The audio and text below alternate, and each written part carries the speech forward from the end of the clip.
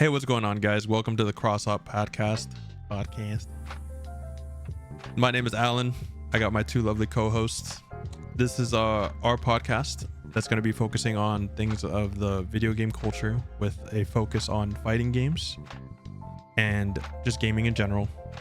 We're going to try to give multiple different perspectives with our boy Jeremy over here, who is a sound engineer, who's going to give us kind of like the behind the scenes of game development.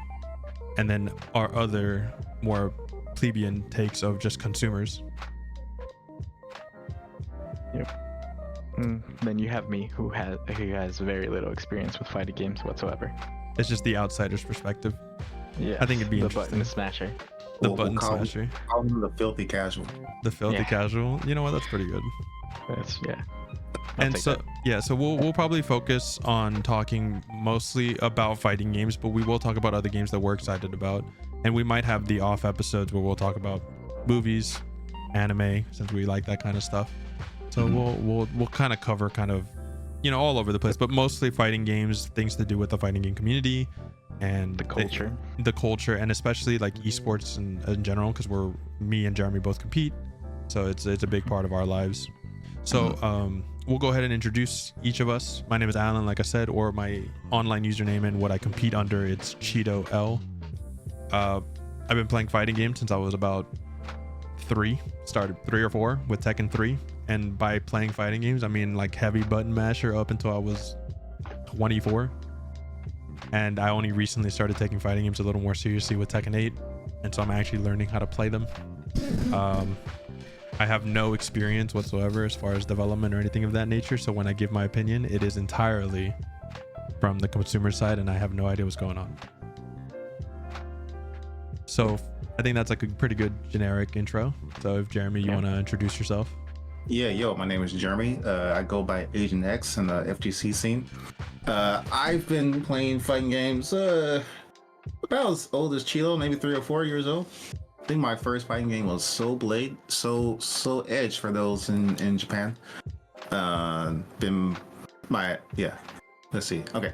Then started competing at the tail end of Tekken 6. And then like being in Tekken Tag 2, and I'm on the dev side as a sound designer. Engineer is different. You're right. It is different. My bad. That's on me. It's all good. I've been in the industry for almost 10 years now. Oh, really? It's been that long? Yeah, it's been that long. Like, I knew you've been doing it for a while. I didn't realize it was already a decade. Yeah, you gotta say a decade. It sounds longer. Oh, my bad. Decade. Okay. I think it'll be a decade in like December. Oh, okay. So my perspective will mainly come from the dev side of games in general. Mm-hmm. All right. My name's Chris. I usually just go by Aries. I think my first fighting game was Budokai Tenkaichi 3 on I think the PS2 or the PS3. Yeah. So very new to the scene, and still back then just button smashing, and even button smashing now. I mean, let's be honest though, you only button mashing, but no, when anyone plays Budokai Tenkaichi, it's like even as fighting gamers, it's only mashing. Listen, that was my only way to learn, and that's all I've stuck with. But I mostly play an ungodly amount of Destiny 2. I think Destiny as a franchise, I have over 8,000 hours or close to it. I think you're insane. Yeah, dude, that's fair. I agree.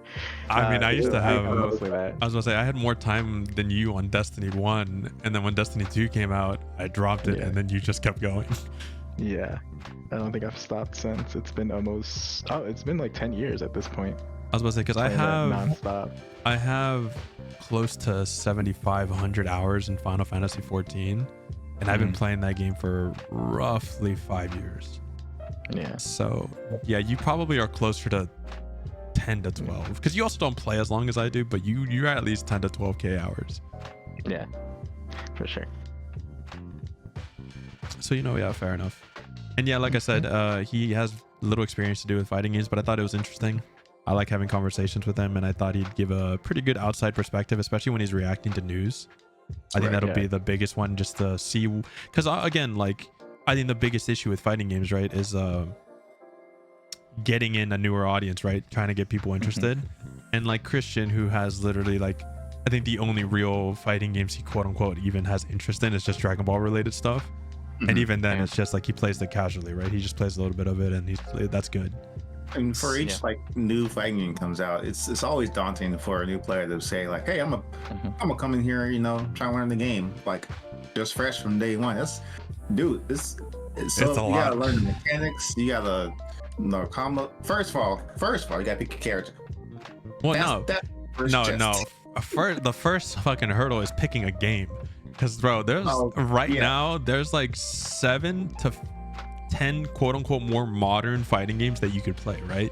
Like you could be Tekken, Street Fighter, you got Guilty Gear, Uni, Skullgirls is still active, Mortal Kombat is active, UMVC, like MVC in general is still going strong. You have Grand Blue Fantasy, Soul Calibur still has a community, and there's other games that are also like a little bit smaller and more like niche communities. But again, you then have to, if you're interested, you then have to play a game, right? And don't forget 2XKO and Fatal Fury. Fatal Fury are coming out, right? KOF is still one of them. That's another one I forgot. And then you have like the platform stuff, right? Like people still play Smash, people still play like multiverses. So those are still, they're not like traditional fighting games, but they have like the same types of mechanics. Right. So you have to choose the game first, which is already a struggle in itself, right? Because you're just like, well, I don't know what I want to play. Like there's so many games. It's like, what if I pick one? And it's an investment, right? A lot of these games are $60, $50, and it's like, oh, well, I don't like it. And then you're just like essentially wasting money, right? Here's where Grand Blue does the good thing. They have a free-to-play version. They do have a free-to-play version, which is really nice, and they have rotating characters, except for Gran. I think Gran is permanent, so you can just like pick the main character Shoto, and he's like, yep, this is my character now. Another fighting game I can think that was free to play was Dead or Alive 6. Dead or Alive 6 Dead or Alive 5. Dead or Alive 5 did the same thing. They had their like free version with like 4 basic characters. But the difference between Dead or Alive 5 and Grand Blue, okay, I say difference, I don't actually know. Can you purchase characters in Grand Blue, like specific characters, or do you have to buy the game? I bought the game like immediately, so I never saw where you can like buy individual characters in Grand Blue. Okay, so that's like the difference, right? Because in Dead or Alive, you're just like, oh, like I don't know if they have rotating characters, but to get other characters, you can just buy specific characters, right? So you don't have to pay for the full game. Again, I'd rather just pay for the full game. I think especially Dead or Alive 5 is definitely worth the money, and it's a lot of fun. But again, that's me. That's another game you can pick up and play, because Dead or Alive 6 is trash. But so yeah, you have to go ahead. Another hurdle too, like especially for like somebody who doesn't really play them that often, is when you get whatever game you want to get, you start off fighting bots, and you can make the bots progressively harder and harder. But like even at the hardest difficulty, if you go from being like stomping on bots at the hardest difficulty to like, you know what, let me try an online game, you will get like destroyed and then discouraged from playing again. That's like it doesn't translate like bot gameplay to like player gameplay. It doesn't translate as well as it should, and I don't know if they can do anything better about it to like make it more. They're trying more one-on-one, but like they're definitely trying. Tekken 8 is the closest to that. Yeah, because of their ghost battles. Yeah, so like Tekken, you buy your own ghost. So the way it works, you do like a first ghost battle, and you basically fight yourself. And then as you fight yourself each round, the computer will basically try to emulate to play as you. Gotcha. Which is like the closest you can. That sounds good.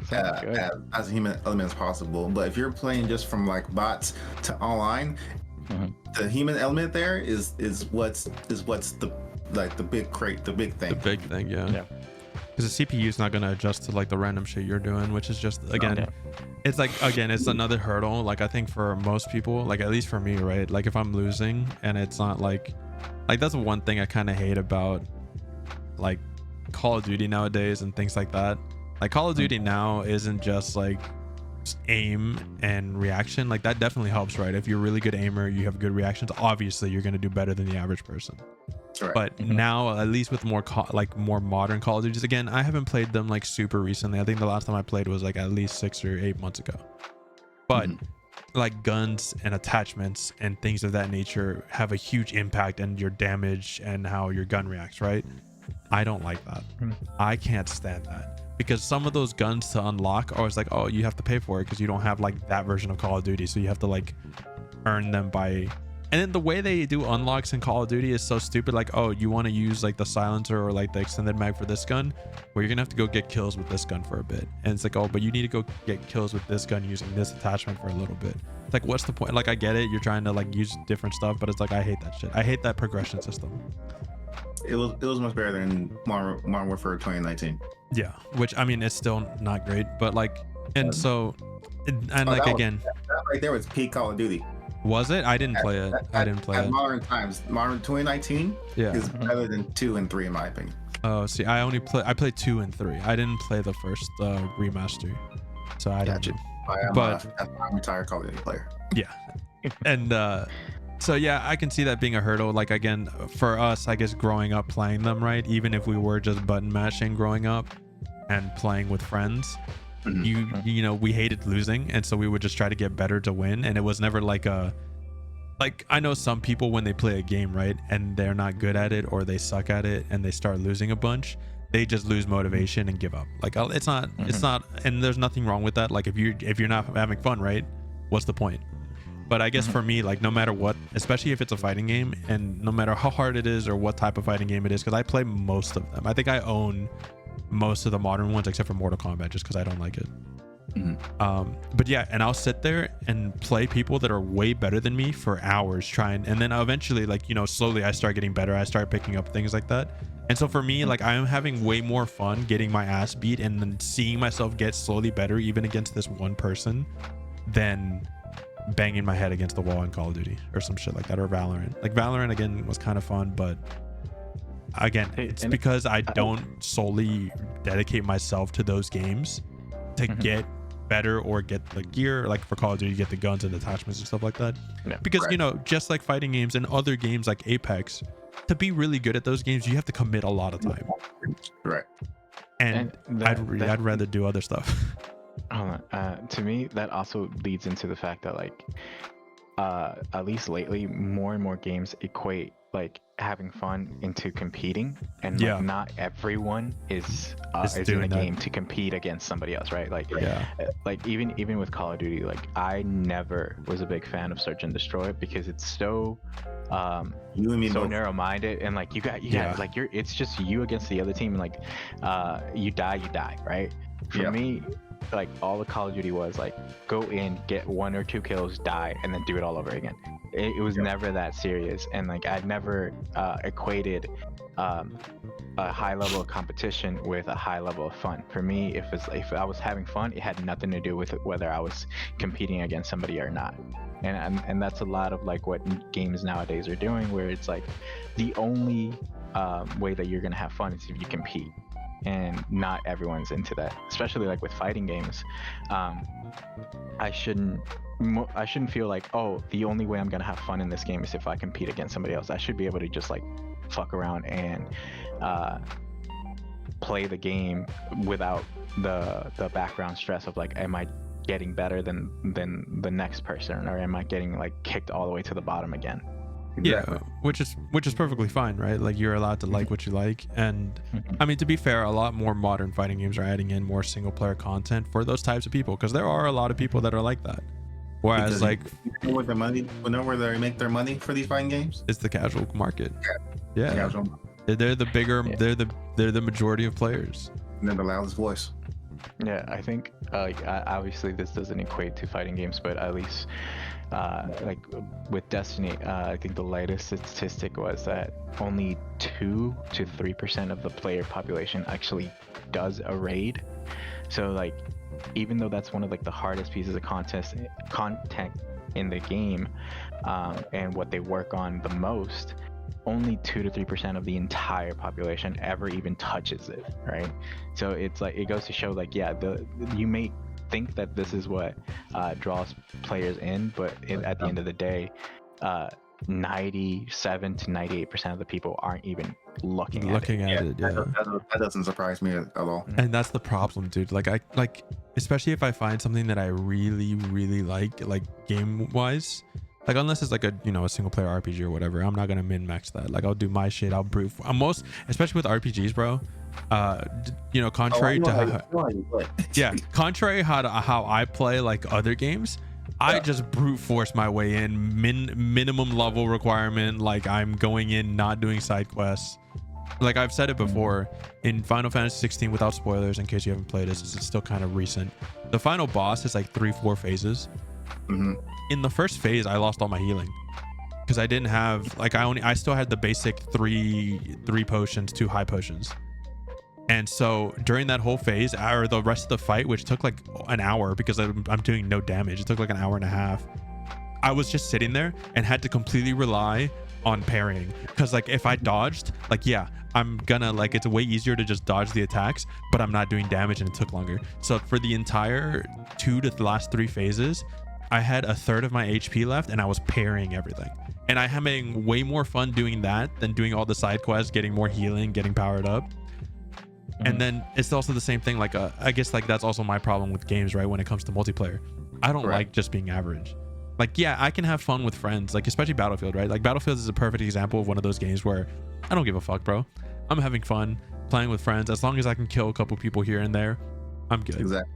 Like if I'm negative, it sucks, but like as long as it doesn't feel like I'm just getting completely run over without being able to fight back, I'm having a good time. Right. But when it comes to games like Valorant, League of Legends, fighting games, Call of Duty, Gears of War, all of these other multiplayer games, I don't like just being average.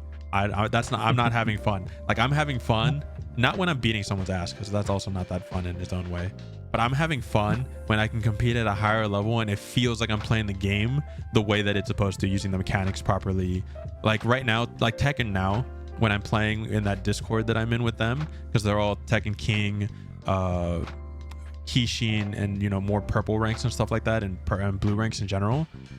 I haven't gone into ranked in Tekken in almost 2 months because those guys are in that Discord almost daily, and it feels way better to play Tekken at that higher level with them and just getting my ass beat or getting a couple wins here and there than just going into ranked and maybe getting to maybe get a disconnect.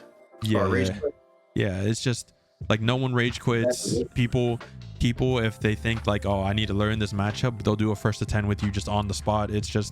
It's way more enjoyable to do those games because at that level, right, you're essentially already not the average player because you're competing in a community, right, in that environment, which is like I'm having just way more fun doing that than just playing a game casually. I'm really waiting for them to release this online training mode. Yeah, that'd be dope. A lot of people.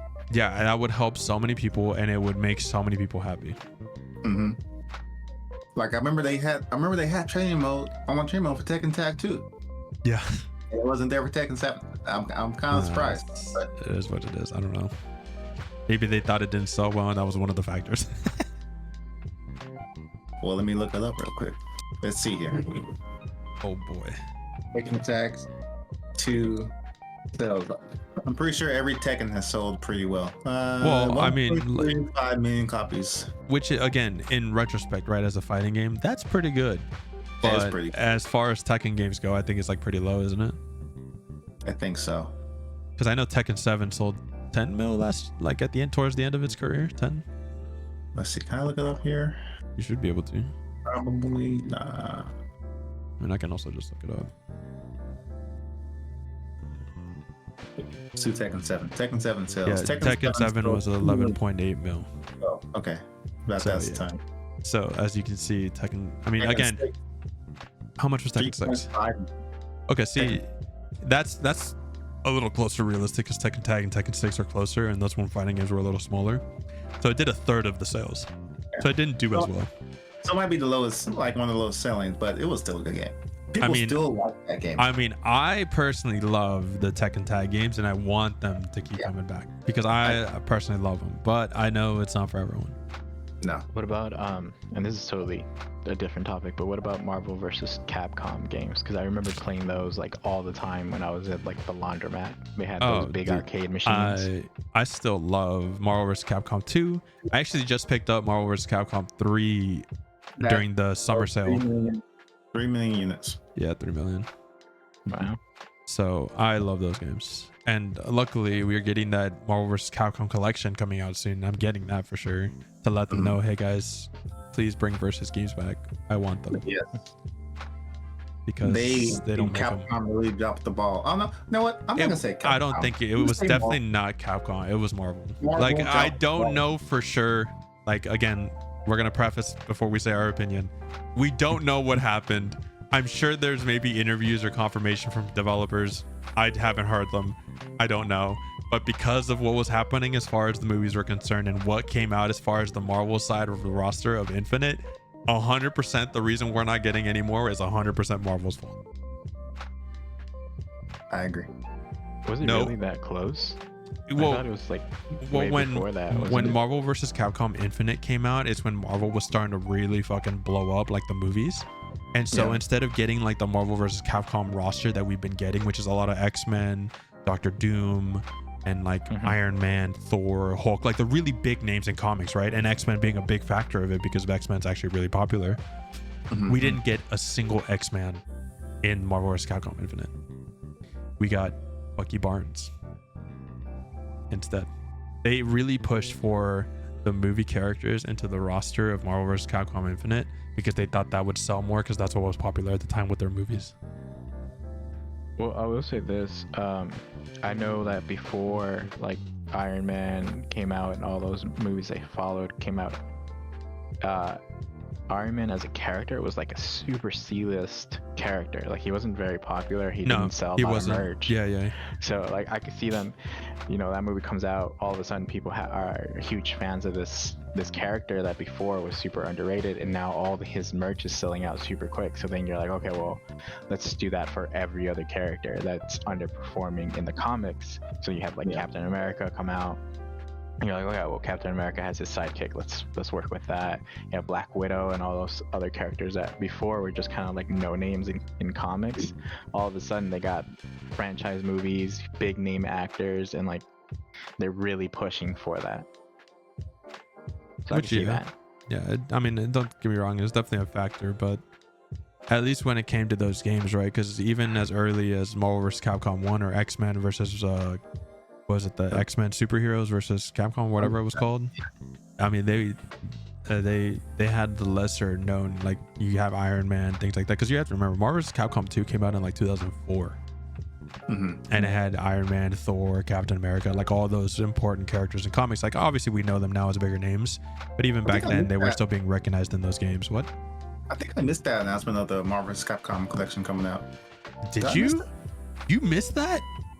It happened. Okay, dude. I actually don't blame you because it happened during a Nintendo Direct.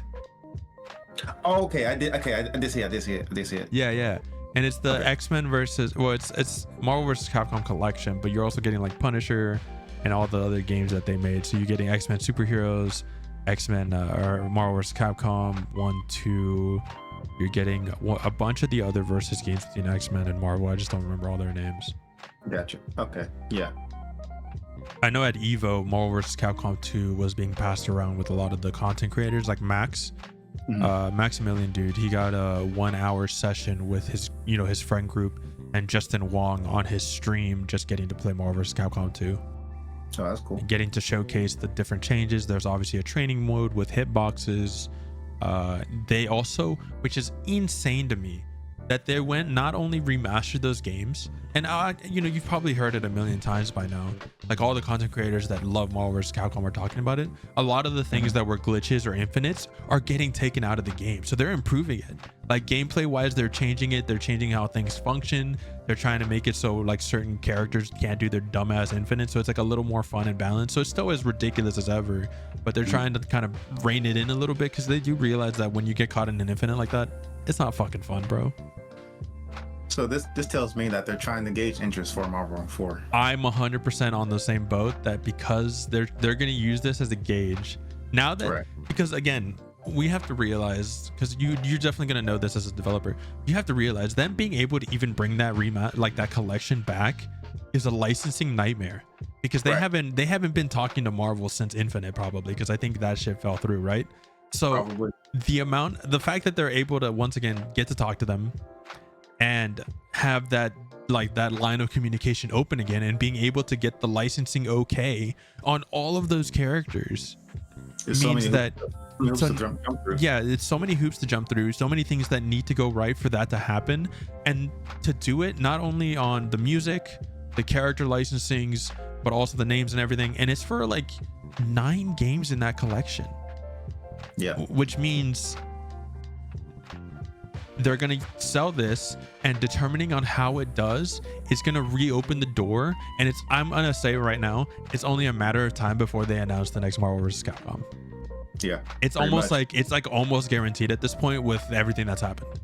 Yeah, if I was to gauge like maybe a teaser, I would say maybe late 2025 or mid 2026. I would say if it's happening anytime next year, it's going to be like at the Video Game Awards at the end of the year. Probably. And if it doesn't, it's going to be Evo of 2026. Yeah. I feel the same way for we'll get to this at another point, but like the SNK Capcom CVS is Capcom versus SNK. That's again because we're gonna talk about it in the next episode when we talk about Evo stuff. I'm gonna bring up SVC Chaos because it got fucking brought back again. So it means we already knew that Capcom and SNK were being friendly with each other again with the new fighting division. Right. So again, it's only a matter of time before we get CVS 3 or another iteration of just CVS in general, which I'm really excited for. Which that's what they're doing. They're just trying to gauge interest of like, do people really want this? I'm sure people really do want this. I mean, if people are still having community tournaments for MVC and CVS, I think we're at a pretty good spot where at least like if we have that many people that are still dedicated to playing the game, I'm sure there's like a bigger, wider outreach, especially in just like even in the fighting game community with how much it's grown, I think would still be selling pretty well. Right. I mean, it probably won't do like, you know, Tekken or Mortal Kombat numbers, but it'll still do pretty well. It'll do like Guilty Gear numbers, which I mean, even Guilty Gear, right, being the lesser, weirder anime game a few years ago, I mean, it sold what now, like 2 mil copies, 3 mil, 4, getting up there now. Pretty much, which is insane. So it is wild altogether. But yeah, I am excited for, you know, I like, again, we've probably heard it a million times by now. We are in the golden age of fighting games right now, and I can only see it getting better over the next few years with Fatal Fury, potentially either a new CVS or King of Fighters coming out eventually, because King of Fighters 15 is now like 5-6 years old. Oh man, is it really? I think so. Wow. I'm gonna look this up. Hold on. It's like it's a decently old game. It's just a decent chance Virtua Fighter 6 will be announced at some point. I'm really excited. Yes. Okay. It's not that old. It's 2 years. My bad. I don't know why I thought it was longer. It's probably because I'm mixing 14 and 15 together. Gotcha. Okay. So maybe not a new KOF, but I could definitely see a new Virtua Fighter. I really thought they were going to announce Virtua Fighter at Evo. Not Evo, like the Summer Game Fest. Oh, Summer Games. I was hoping they would. Because remember, is it Sega? Sega made that announcement where they're like, yeah, they released a trailer showing Jet Set Radio, and they're like, yeah, all of these games behind the scenes are being developed and worked on, which they didn't directly mention it, but everyone was like, that means Virtua Fighter, right? Like, we're definitely getting a new one, right? And then you have Soul Calibur. I'm praying for another one. I don't think we will, but. I don't think we will anytime soon, but but the soul still burns, man. I'm telling you, it still burns. I want another. And I do want another Dead or Alive, but I'm pretty sure that one's pretty dead in the water at the moment. I think I think 6 didn't sell well. I don't know if this is confirmed or not. I actually don't. I think I remember seeing something like the creator or the director, one of those, left the company, so it's like he's not even working on the games anymore. So someone else would have to like pick that up if they want to continue it. It's the same thing for Soul Calibur. Yeah, so maybe that's what it was. Maybe I definitely heard one of them leaving, so it's probably Soul Calibur. But I want Dead or Alive to go back to its goofy ass self from 2, 3, and 4, 5. I mean, like that was the reason people played Dead or Alive. Not like I don't know why he's so dead set on trying to make it like a more serious competitive game like Virtua Fighter. when it was never supposed to be that. I guess I don't know. That's my perspective, anyways. My hope for Virtua Fighter is that it's a more enjoyable spectator game. It is definitely a little harder to watch. It's about as hard as watches like Tekken 6. What makes it hard to watch? Well, Virtua Fighter isn't a flashy fighting game by any means. It's very traditional, neutral game, and it's like strictly like a martial arts fighting game. It's like if you were watching like real martial arts, like two people are playing mind games. It's very so like if you know the techniques, it's really fun to watch. But if you're just like looking at it as a casual competitor, it's very boring to watch. They're alive, but it's much slower in my opinion. It's very slow. Again, even as like a fighting game person, we enjoy watching it because again, these games are really hard to play and execute, and the mind games that you're playing against your opponent is really insane. Again, this is coming from someone that's never played a Virtua Fighter. I only know as a spectator and what people say, and you know what, like especially Max. I think Max is like a big Virtua Fighter guy, so what he says. But as someone that at least plays fighting games and understands them at a pretty fundamental level, it's still really fun to watch, at least for me. But I can see like if Christian was to watch or someone else, it's not exciting whatsoever. No cool supers, no flashy moves, no Hadoken, no nothing. It's just people punching each other, kicking, and someone wins. Yep. Well, I get that same feeling whenever I see like clips from League of Legends where people, or like even Final Fantasy raids where people are like losing their shit and there's a bunch of stuff going on screen, but I'm like, that is so incredibly dense, I don't even know where to begin with what's because you don't play those games and you don't understand what's happening, so to you it's just a bunch of shit on screen, so it's just like I don't blame you. And I think it's also like, I think it's really funny. I love like since you brought up League of Legends, I don't play the game anymore, but I love watching people's reactions when they watch things like Arcane and all their music videos and shit, and they're like, oh dude, this is kind of cool, maybe I should go try League of Legends, and then they go look at what the game is and they're like, what the fuck is this? That was always my biggest disconnect too, with that World of Warcraft, any of those like top down role-playing games where it's just like they have these such amazing cinematics and all these crazy animations, and the skins like they'll show off like the skin art and it looks so fucking dope, and then I'll go and look at gameplay and it's like, oh, that's horrendous, like I can't even tell the difference between that and a bush. It's awful. It's kind of crazy, especially World of Warcraft is insane because World of Warcraft has these insane cinematics, but they're still using like the same fucking engine from like 2000, so the game looks fun. In my opinion, again, don't fucking hate me for it, you're allowed to like World of Warcraft. I think it looks like shit. It's all it is. There's gonna be a lot of opinions on this podcast, so you know, either you take it or you know. But so I play Final Fantasy, but I also just love like Final Fantasy as a series. I'll just say this. Like, whatever opinion you have, I agree with you, but I don't want to hear it.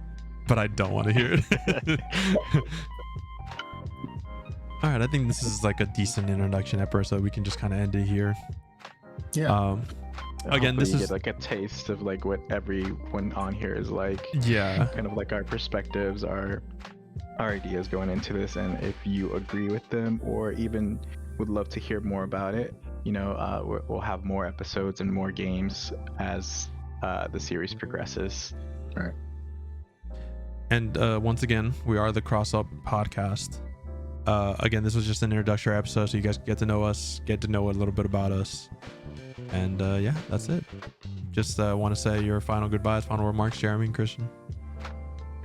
Well, I'm glad to get back at this again. I've been wanting to do this for a while, trying to bridge the gap between consumer and dev so that we can all be on the same page, which I'm gonna be honest, everyone's still not gonna be on the same page, but at least they'll be educated in some capacity of how these games work. And you know, I just think there's not enough guys with opinions on the internet, so I just want to help out with that. We just want to add. This is a great idea. I just want to keep adding to the cesspool that is Twitter. Yeah, but in all seriousness, like this will be a great outlet for all the things that I want to talk about throughout the week, but I don't have anybody to talk to. So like, this would be a great outlet for that. And this obviously not just for us, right? Because this is like one of the reasons we do it, right? Because we do need that outlet to just let shit out. If you guys can just leave your opinion, is something you want to share randomly in the comments, go for it. I might respond, probably won't, but maybe. If you also want to shout into the void, leave your comment down below. Look, All the void is for everyone. Okay, just The shout into it. void is for Great everyone. thing Somebody about the may void. listen. Yep. Somebody may not listen, but it's there for you. Yep. All right, thanks for listening, guys. See you later. Peace.